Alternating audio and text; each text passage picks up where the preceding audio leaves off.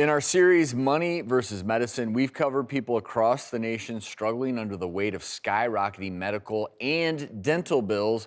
Many have turned to medical credit cards, but is this yet another debt trap? Have a look. Reports claim that some dental patients are facing years of debt due to high-interest credit cards they are signing up for in their dentist's office. These credit cards are reportedly being promoted when patients are vulnerable and often struggling with physical pain. The problem is many patients allegedly don't fully understand what they're signing up for, and these cards have deferred interest provisions that can lead to significant debt. Are these medical credit cards really a recipe for disaster?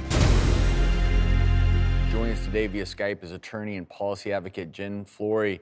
So Jen, first things first, can you just explain how these medical credit cards work? A medical credit card is something that you'll be offered most likely at your provider's office. So if you go into the dentist might offer you this card. And they are marketed with a 0% interest rate, so it sounds like a really good deal.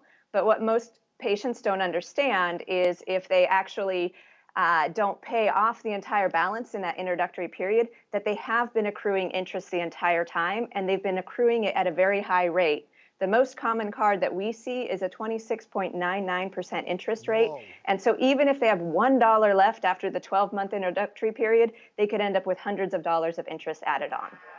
And mind you, this is during a time where we have historically low interest rates. So think about that. You put your money in the bank right now, you might get 0.02% interest on that, and yet these credit cards are charging you 26.99% interest. Are the offices where these are offered, are they also being tricked into this? Are they not doing their due diligence? Or is this a bit of maybe a game of collusion, if you will? I hate to admit that that might be the case, but if you sign up for the credit card, that guarantees that the provider is going to get cash up front.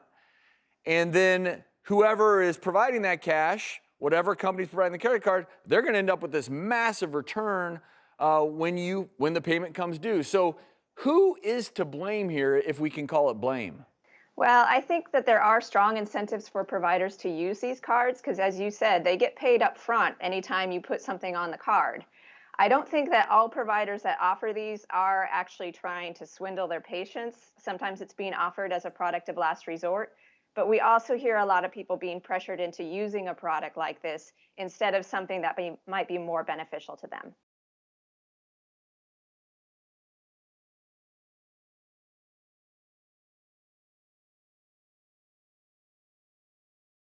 The doctors. 12 years in! The prognosis you prayed for. For the first time in public, I want to see if she can take a few steps. This is so scary. The treatment you needed. You look fabulous. It's the daytime talk show that's been your cure for over a decade. That is literally taking the lives from their community. I can't believe that this is happening. With the issues affecting your health right now. It is not housing, it is not economic inequality, it is a health crisis. I lied to you, and I lied to you. I have a truth that I'm going to reveal. The Doctors, on call for season 12.